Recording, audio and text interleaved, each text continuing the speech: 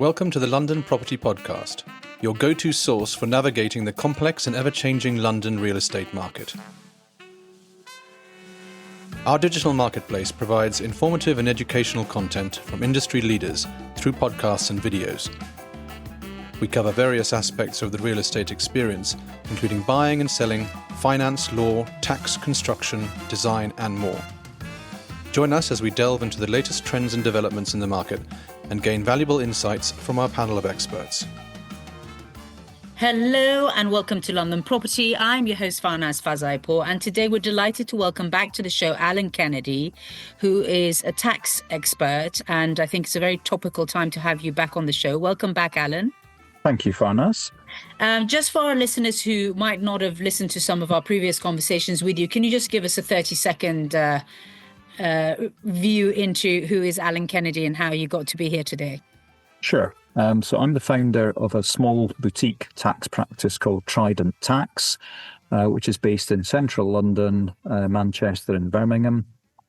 We're a team of about 15 ex-Big Four tax advisors, and we specialise in looking after high net worth and ultra high net worth clients in the UK and overseas, many of whom, of course, have major interests in UK real estate. Brilliant. Thank you. And I think in particular today, Alan, we're going to speculate because the topics we're going to discuss today haven't really become legislation, but I'm told by people who know better than me that they always leak it to the press first to see what was the public reaction before making a final decision. So let's start with the big bombshell, which is, something nobody was really expecting, which is a potential capital gains tax on principal homes. Yeah, this would be obviously a pretty seismic thing for the government to do.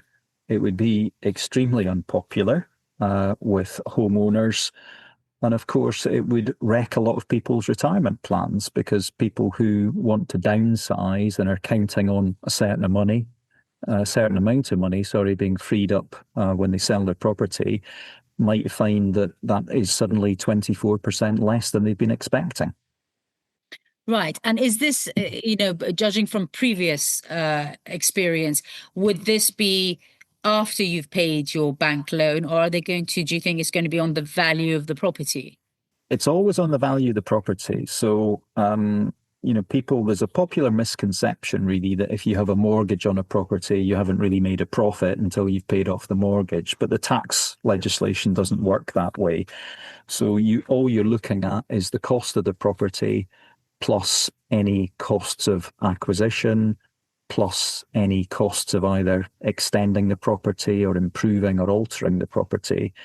And you deduct that from the sale price. And it doesn't matter if the mortgage is £1 or £10 million, it won't make any difference to that calculation, I'm afraid. So people, need to budget not only for paying off the mortgage, but paying the tax liability after the mortgage has been paid off itself. And clearly, if you've remortgaged, you could have a property that's grown in value.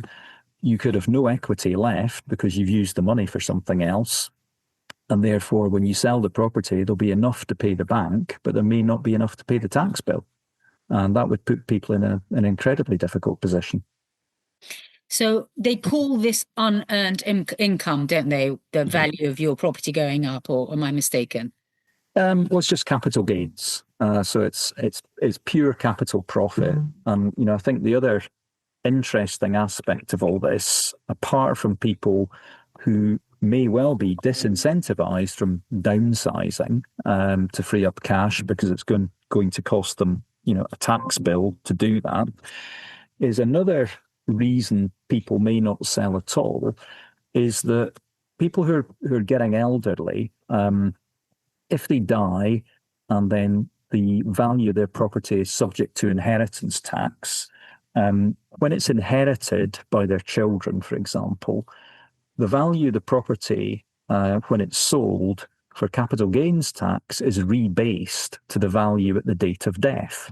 So if we've got someone, for example, who bought a property a long time ago for £500,000 and it's now worth £5 million, If they're thinking of selling it and it's decided that this is suddenly going to be taxable, we'd have a £4.5 million profit and we'd have 24% CGT payable on that. So approximately 1.2 million in tax. Now, if that person then says, okay, I'm not selling, I'm going to die in this property and it's worth 5 million when they die, yes, there's going to be inheritance tax to pay on the 5 million, but if they sold it and kept the money, there'd be inheritance tax to pay anyway. But the critical difference is on death, when their children inherit, they're treated as inheriting the property at a cost of 5 million. So when it's sold for 5 million, there will be no capital gains tax. So I can definitely see people confronted with that scenario who say, actually, I'm just not going to sell my property at all in my lifetime because my children will benefit from the rebasing on my death. So that may be another way that people look at this situation. Right. And there's also talks about, well, there aren't talks. We're still basing all this inheritance tax valuation on the 2000, what is it, a 9 figure? Am I right? When was it set? No, and well, we have a nil rate band for inheritance tax that's only £325,000. And if someone's married and their partner hasn't used that allowance on their death, then the other person will inherit their £325,000 nil rate band, so you can get 650,000. There's also something called a residence nil rate band, which can be used if you're passing on your estate to your children, but that £175,000 for each person it's limited at an estate value of 2.35 million. So if someone has assets over 2.35 million, they don't actually get any of that 175,000 extra allowance. So the value of the allowance for inheritance tax, as you say, has been set at its current level for a long, long time. And in real money, it's clearly worth a lot less. And that's certainly not something that we'd expect to increase, given that the government is rumoured to be looking for up to 40 billion in the spending shortfall that it needs to raise from. Probably a lot of it's going to come from taxes rather than spending cuts. Goodness me. And I mean, what are the sort of things that they're not thinking about when they're considering introducing this? I mean, we're discussing the possibility of people actually not downsizing, but what are the other implications that maybe tax advisors, if they were told, advise the government, what would they be looking at to tell the government at this point? Well, I think what we'd be saying is you're in great danger of creating, a real element of stagnation in the housing market.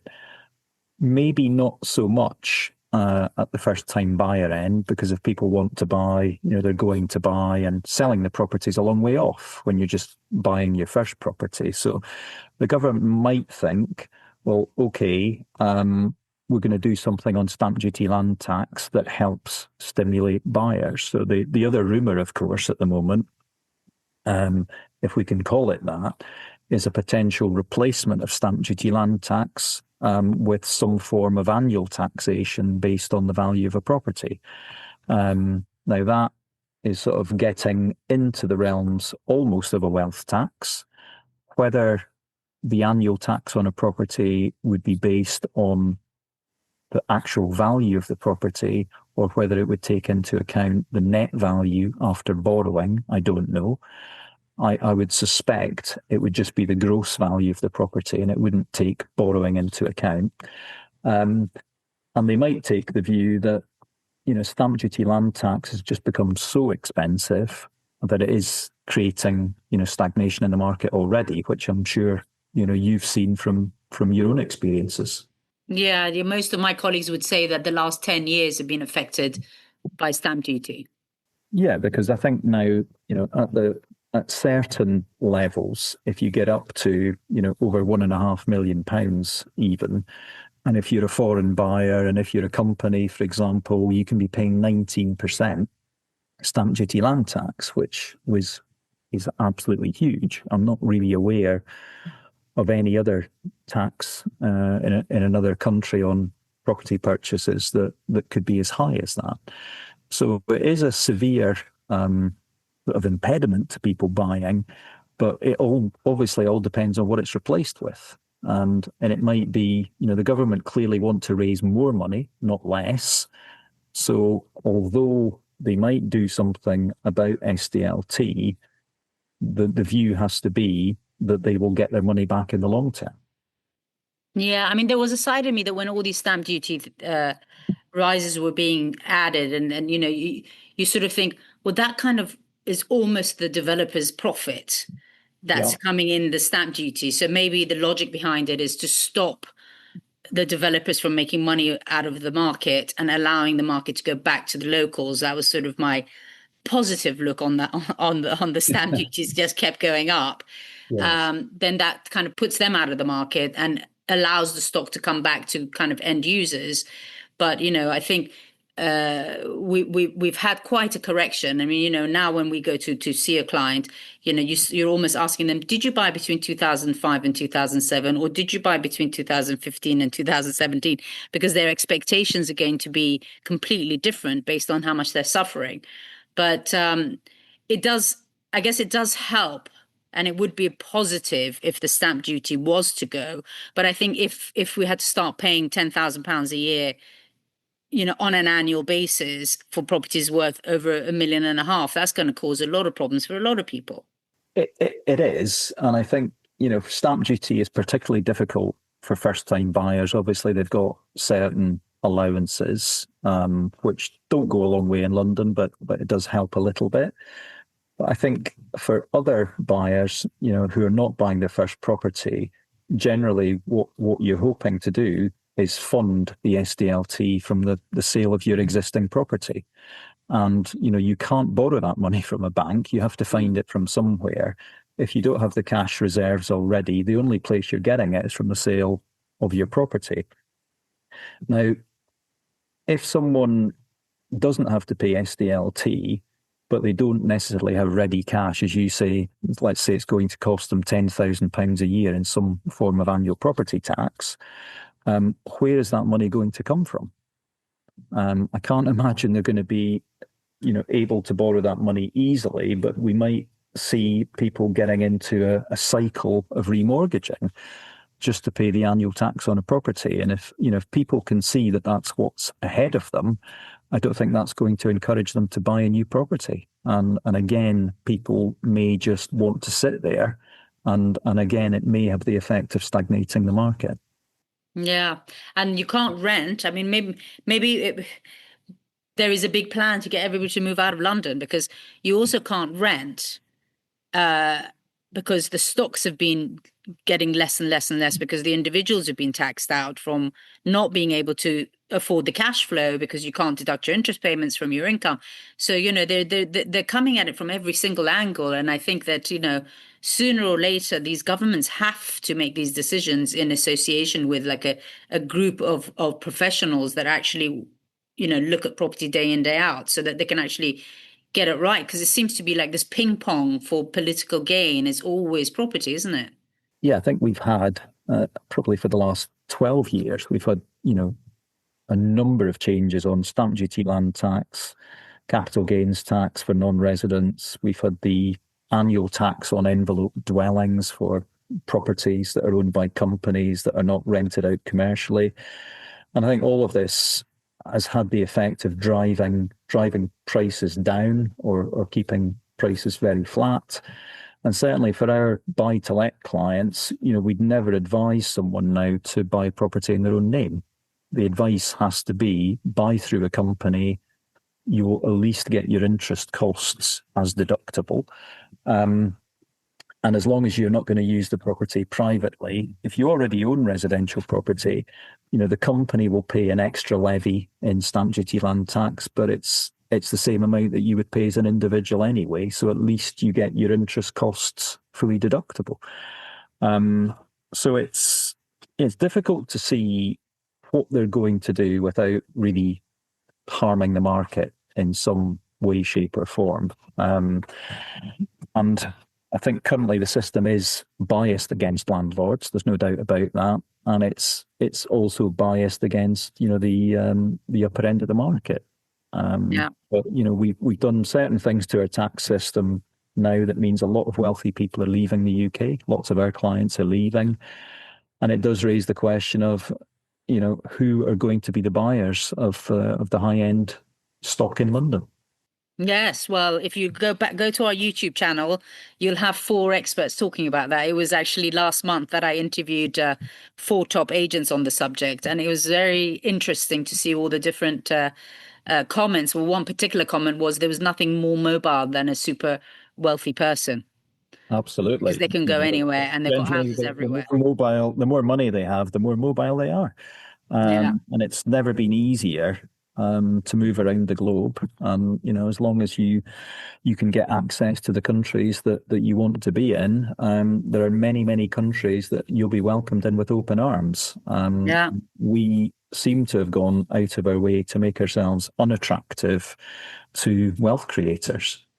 Yeah, no, it's a really difficult thing to keep trying to put a positive spin on, which is, what we tend to do in property, but it's becoming quite challenging. But you touched on the subject of introducing capital gains tax to non-residents. And one of the questions that I'm wondering is if they were to introduce capital gains tax, I wonder whether it would be from the date that you actually bought it, or it'll be from this day forward, because that will also lessen the blow. That's a very good question. And there is some precedent for that, as you said, on non-resident capital gains tax. They created that on residential property in April 2015, and they did make the law such that you were only taxed on the gain since April 2015. So that in that sense, it wasn't a retrospective tax. However, if they want to raise 40 billion, let's not. I think someone said the UK housing stock is worth something like £10 trillion. So it's a big market.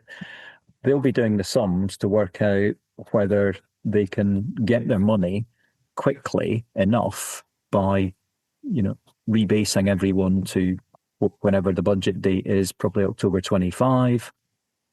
Versus do they have to make this retrospective in some way, shape or form?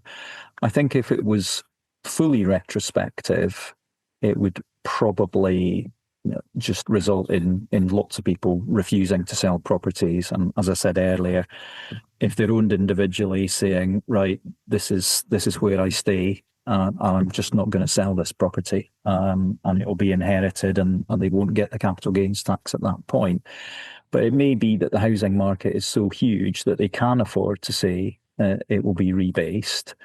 Whether that gets them 40 billion quickly enough, we don't know. I mean, I don't have the statistics to see what the quantum is of residential property sales. And let's not forget, because this is something that's not taxed at the moment, I don't think anyone actually knows what the profits are.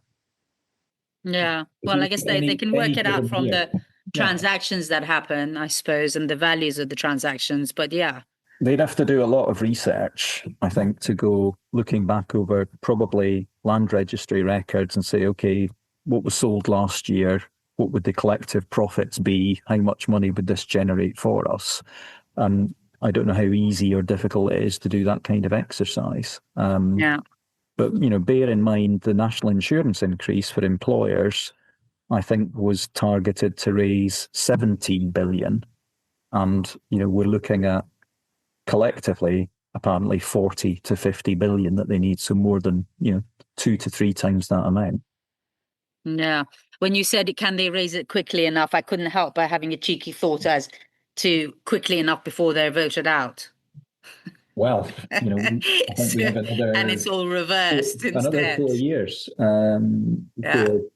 These policies are on, well, at least 3. I think it's minimum 4-year term, maximum 5, isn't it?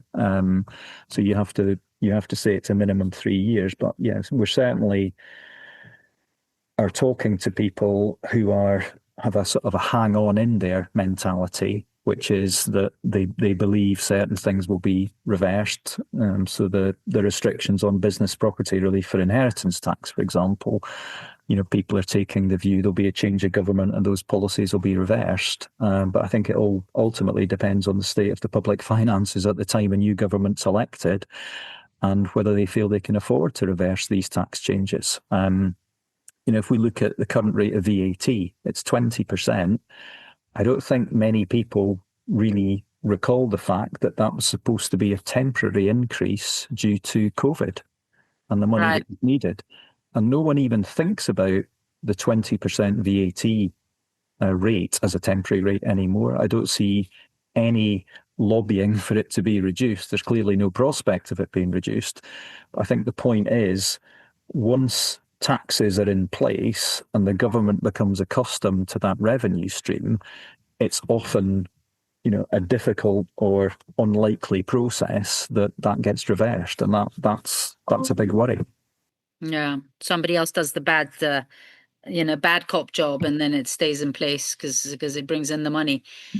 So you've been seeing obviously a lot of your clients, as you say, leaving London. Are there any solutions that you see to the ones who are trying to stay that could be explored, that are maybe a little bit more out of the ordinary, or?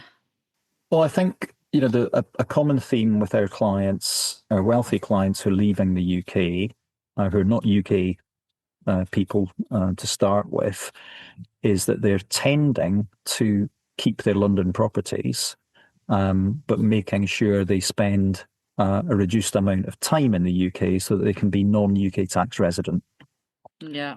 And if they then do decide to sell the property, it would be the case that if they bought the property before 2015, they will at least be rebased for capital gains tax purposes to 2015. But I think, lots of people are going to Dubai and other places in the UAE and, various other locations in Europe that are offering tax regimes that were, a bit closer to perhaps what we had under the old non-dom regime. And there's no knowledgeable rumors amongst the tax community about anything changing on the non-dom side? Do you think that they might introduce a flat tax? Well, what we do have is we've got what's called the new 4-year FIG regime. So if you haven't been in the UK for the last 10 years, or if you've been in the UK for less than 4 years, you won't be taxed on your foreign income and gains in those first 4 years, and you can bring the money to the UK. So effectively, we've changed from what was a 15-year system, or up to a 15-year system, to a 4-year system. And we've also changed the inheritance tax rules that say once you've been in the UK for 10 years, everything you own across the world is exposed to UK inheritance tax, which I think is a very short-sighted move, because it almost guarantees that no one will remain in the UK for more than 9 years. Yeah. It's simply too expensive. I'm not really aware of another country that has a rate of inheritance tax as high as ours. And of course, there have also been rumours about a wealth tax. But what you tend to find is that countries that have a wealth tax either have no inheritance tax at all, or they have a rate of inheritance tax that's much, much lower than ours. I don't think wealth tax is being talked about quite as much. But as you say, Farnaz, they like to leak things and test the water. And there'll probably be a few more things that get leaked between now and the budget, just to see how, people like to fly a kite and see what the reaction's going to be. But I think most of the tax changes, it's pretty clear, are going to be borne by the wealthy. Who, as we say, are mobile and going. So it might just get rid of all the wealth creators and actually not solve our problems. So that's the big danger, that, the usual projections are that certain amounts of money are going to be raised, but they don't really take into account the fact that people will just move. There's some very low projections of the number of people who would leave the UK. And I think the government are being told now in no uncertain terms, it's tens of thousands of people who are leaving the UK. And, the stats are there to be seen. And they haven't actually got the revenues coming in that they would expect. And this is, unfortunately, the history tells us that when you have lower tax rates, you tend to generate more tax revenue, bizarrely, because people are incentivized to come here and do things and create businesses. Yeah. As you say, the danger is we create a bit of a vacuum where the wealth creators go, and the people that are left behind just have to suffer a heavier and heavier tax burden to, afford the costs of running the UK.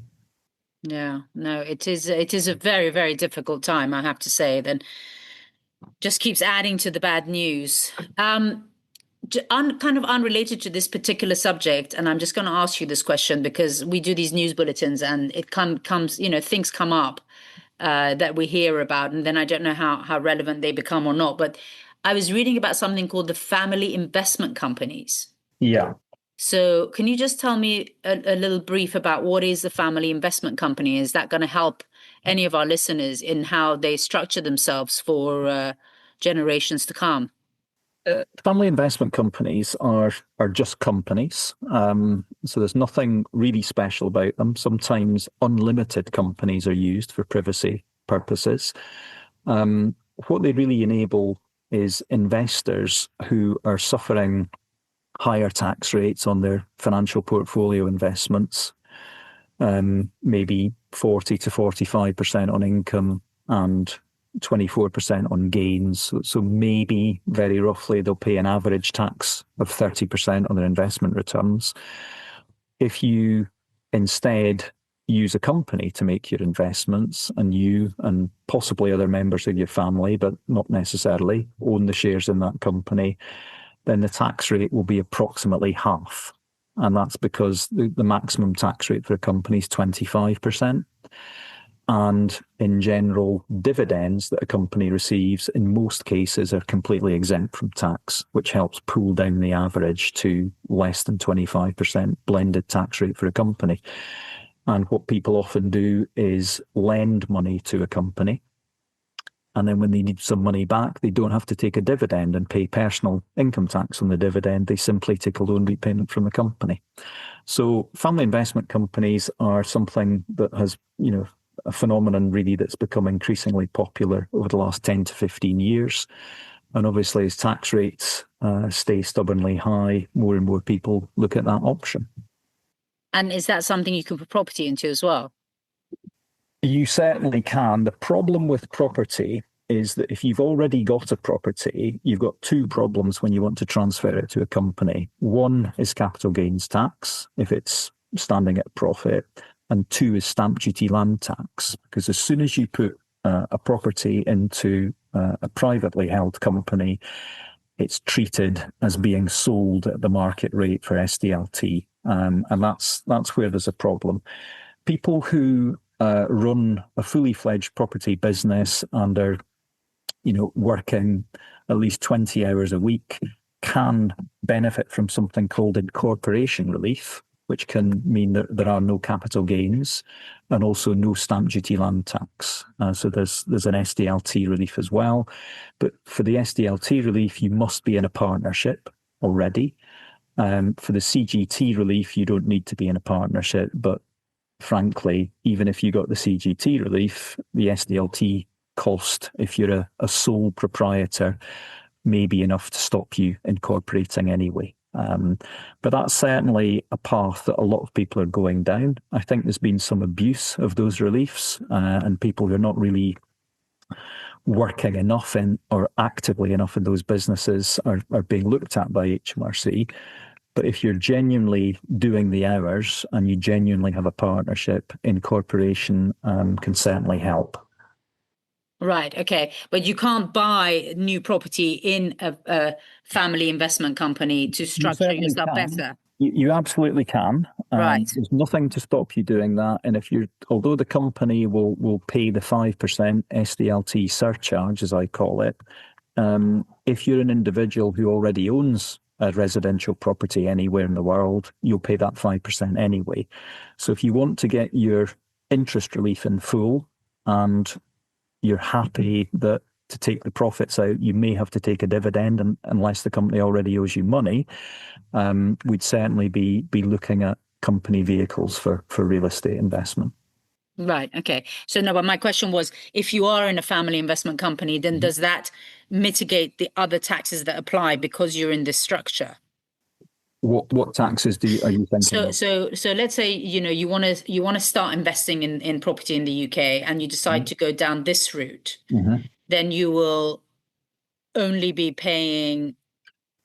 Yeah, you would use a UK incorporated company probably, because that will save you 2% surcharge for non-residents. So that would be a good start.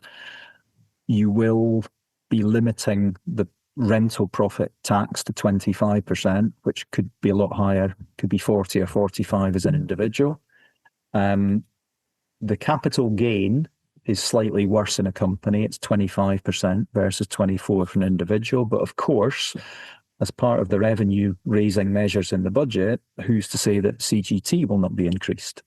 I think that's another possibility that we haven't talked about today, that it was slightly surprising to me that CGT only went up by 4% in the first budget of Rach Reeves. And again, I personally thought it might go to 30% or even 40.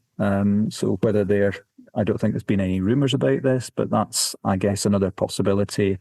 And if something like that happened, I think it's much less likely that companies will suffer a higher rate of corporation tax because the government is allegedly trying to drive a growth agenda. So I think to increase corporate taxes seems quite unlikely. Right. Okay. Good. Well, listen, we could go on talking, but I'm going to keep it shorten it to here. And thank you very much for your time again. And if any of our listeners need to get more specific tax advice, then do please get in touch with us so we can connect you with Alan or any other professionals you might need as you manage your property wealth in London and the surrounding areas. Thank you very much, Alan. Thanks, Farnas. Thanks for tuning in to our latest episode of the London Property Podcast. Head over to our website where you can browse our exclusive network of top experts driving the market. As a member, you'll have direct access to our experts and their networks. Our award-winning content will help you choose the right professionals for your needs and make informed decisions about your investments. Personal recommendations are a powerful tool in connecting with trusted professionals. Let us introduce you to the right people to help you achieve your real estate goals. Contact us now to learn more about becoming a member and gaining access to these valuable resources, or joining our directory of experts.